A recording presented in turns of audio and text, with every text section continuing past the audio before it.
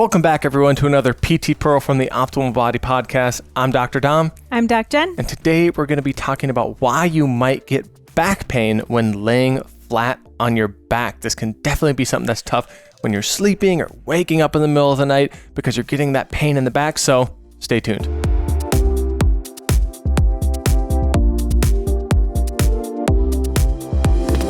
So getting pain in the back when you are lying on your back can be debilitating in ways that you might not even realize, especially if you're not having it. But when you sleep, when you're just laying down to get some rest and relaxation, this can be something that can be really irritating to everyday life. But before we dive in on why that might be happening, please hit the subscribe button and the notification bell and comment below. Is this something that you deal with? Are you dealing with a different type of back pain? Do you have any questions?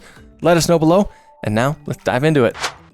So something I think comes up in almost every question box that I leave on Instagram is always this question. Why do I get pain when I lay on my back? And when I'm laying flat on my back specifically. So why is this pain happening, right? And so we want to start to help dig through this with you, give potentials. Obviously, we can't say exactly unless we were seeing you in person. However, we can say, okay, here's what could be happening. If it is a pain that you don't have in general that just comes on when you lay on your back, then we can kind of narrow in on a few different things. And a lot of it's going to have to do with chronic behavioral patterns that result in our body feeling safe in a certain type of environment, certain type of movement pattern that suddenly we get thrown out of when we lay flat on our back with our legs straight. You know, there can be a lot of things going on here. So first, if we look at when we're walking or standing, what position are we tending to be in? You as an individual, if you're listening and you stand, what position do you tend to be in? Getting low back pain when you're laying down can come from so many different things. But if this is a pain specifically that pops up just when you lay down and you're laying flat, then we can kind of narrow it down a little bit. And often it will tend to have to do with our chronic behaviors and positioning throughout the day and how we kind of walk and sit and move through our day, that suddenly, you know, we feel safe in those positions. And suddenly when we're laying on our back, you know, we kind of get thrown all out of whack, or we're in a position or an environment that our body doesn't feel safe or supported in. And, you know, I think the first thing that we just want to touch on, of course, is especially if this is a pain that you just feel when you're laying down, it doesn't necessarily mean damage. It doesn't necessarily mean anything is broken, out of place, herniated, bulging, or whatever. Especially if this pain just comes up when you lay down, it might just have to do with more of a neurological patterning that we have from our everyday life. We can talk about, okay, what are those different positions that could be potentially leading to why I get this? And one of them that I think about, you know, is someone who might stand with what we call an anterior pelvic tilt. So when those hip bones kind of go forward into your thighs, or your low back kind of wants to turn on, when we tip those hip bones forward, that's an anterior pelvic tilt, right? So if you know that you are someone who kind of your normal posture, maybe you get hyperextended knees, you stand in an anterior pelvic tilt, you kind of get a little bit more of that booty lift, that Instagram pose, right?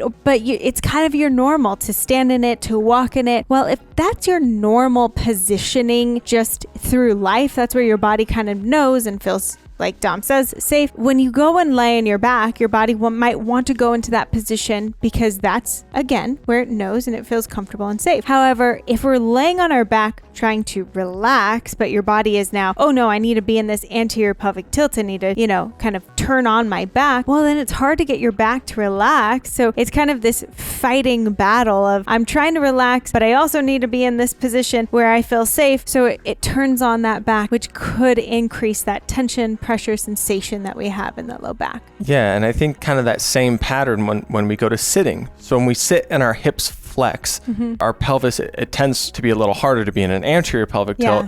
But that's where we might be more tucked under, or we might be in more of a neutral or posterior pelvic tilt position. And if we sit for a long period of time throughout the day, working, whether it's at a desk job or if we're in school or whatever it might be, then our body kind of gets used to that. Okay, in order to be in a posterior pelvic tilt where my low back muscles are going to be a little more relaxed, or in a neutral pelvic position, my hips need to be flexed. So then when we go lay in the bed and lay our legs flat, then it's just like, oh, now it might want to pop you into more of that anterior pelvic tilt, because again, we're associating posterior pelvic tilt with more hip flexion. And this is where some people might say, oh yeah, it's just because you have tight hip flexors. Well, yeah, your hip flexors might be in a more shortened position to find that stability. One place that we always go is first, okay, how do we down regulate? If you're in an anterior tilt or if you're in a rib flared position and you try breathing in, we're likely breathing into our chest. So if we're laying flat on our back to go to sleep and we have a relative anterior tilt or a rib flare and we're still breathing into our chest, how can we kind of reverse that and get those ribs to come down, to start doing some nice long breaths, breathing in and out of our nose or in our nose and long exhales out of our mouth, just to start to get ourselves back into diaphragmatic breathing, activating that parasympathetic or that rest and digest down regulatory system. I mean, that can be one great place to start to find safety in a position that our body might, be associating with lack of safety and the need to be active in that low back to support. So doing some breath work right before bed, great way to down regulate and get the system to just relax a bit. So maybe it is starting with having your knees flexed or stacking pillows underneath your legs. I often will still to this day, I'll put a pillow under my knees when I'm just like getting in bed to relax for exactly that reason. Exactly. So it's just going to help to down regulate the system. And then over time, you might notice, okay, when I start to get into this relaxation pattern where is my breath coming from? Am I breathing from my rib cage? Can I slow my breath down? You might notice, oh, maybe I don't need 3 pillows stacked under. I can just do 2 and then 1. And then you might be able to start to lengthen those legs out and reduce that need to be in that flex position, but it could take time. If we are our entire working or active part of our day, which can be upwards of 14, 16 hours or more, if we're always kind of in that same position, to Jen and I, that's not a good posture. We need to be dynamic with the best position to the next position. Always keep your body moving. So what can we insert throughout our day that's going to help give us more pelvic awareness? So that if we are tending to be in more of a anterior pelvic tilt, or when we're sitting, if we're always kind of in more of a posterior pelvic tilt, how can we start to introduce some seated pelvic tilts when we're sitting at work? Okay, can I get into more of an anterior tilt and posterior tilt and bring some awareness back to that? Or same thing in standing. When you're in standing, can I posterior pelvic tilt, squeeze into those glutes and keep those rib cage down, and then go back into that anterior pelvic tilt? But what would make my body go into more of a posterior pelvic tilt? We can think of bridges. So if I'm going to lay down and tuck my bottom under, or hip thrusts, that we need that good posterior pelvic tilt to get that full hip extension and get those glutes really powerful and working. So we're kind of staying out of our quads, right? So finding positions that kind of put you into different pelvic positioning, I think, is a great tool to kind of start to retrain that pelvic awareness. If we're talking about how do I retrain into anterior pelvic tilt, well, even just starting to stand and stretch your hamstrings, starting to become aware of a good hip hinge. So going into deadlifts, not that we want to dump into anterior pelvic tilt, but we're going to be more in that anteriorly tilted position than we would in a posteriorly tilted hip thrust. Starting to get this awareness in our body positioning. And then squats, we actually want to be more neutral. So rather than sticking the booty out and arching the back in squats, how do I find more of that relationship between the two? And I think that's where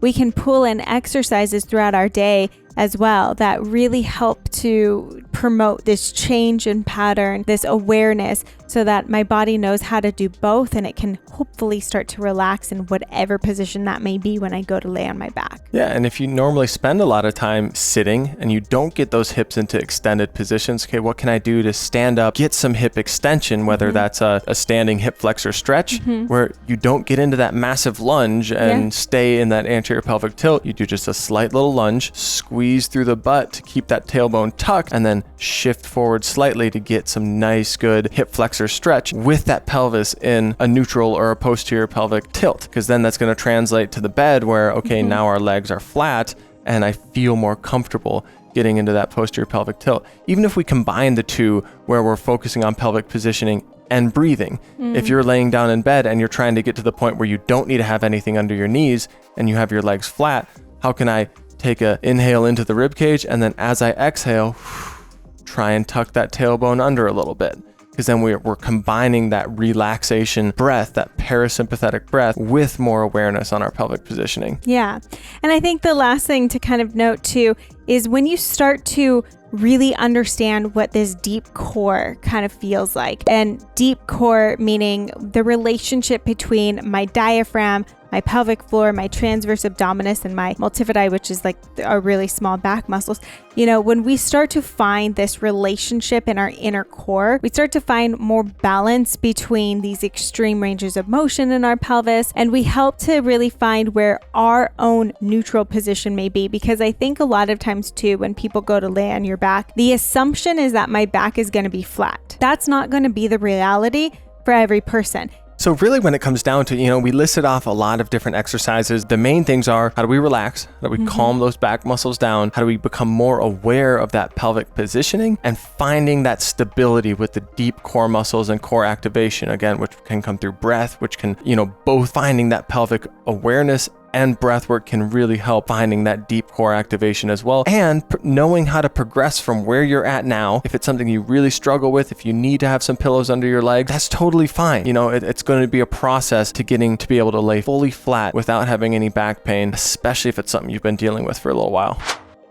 Thanks so much for joining us. I hope that you learned a little bit more about why this might happen, and pass it along to any friends or family members that you've heard like, oh, I can't lay on my back, or that hurts my back. Pass this along. Hopefully they can get some nuggets of information of what they can do. And if you want to help to understand the core relationship, we'll have it linked below for the core plan that we actually have in Gen Health. You can start a free week and check out the core plan specifically to understand this relationship of the deep core.